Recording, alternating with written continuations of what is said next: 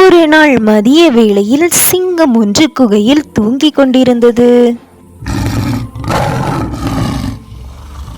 அப்போது அங்கு வந்த சுண்டலி சிங்கத்தின் மீது ஏறி குதித்து விளையாடி கொண்டிருந்தது.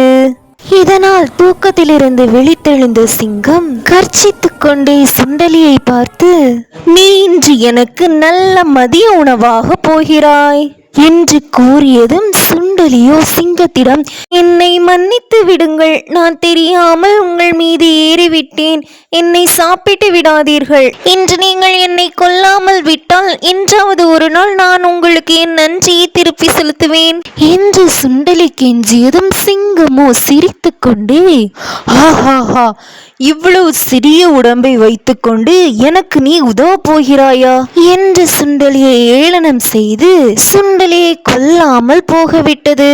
அப்படியே சில நாட்கள் சென்றது.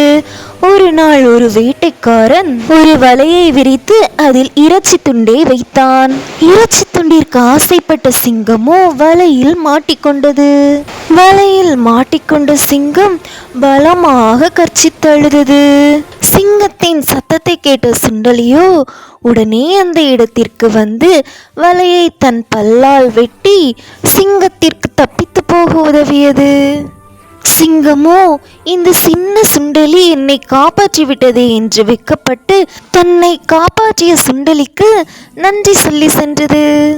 குட்டீஸ், உருவத்தை வைத்து யாரையும் எடை போடக்கூடாது என தெரிந்து கொண்டீர்களா?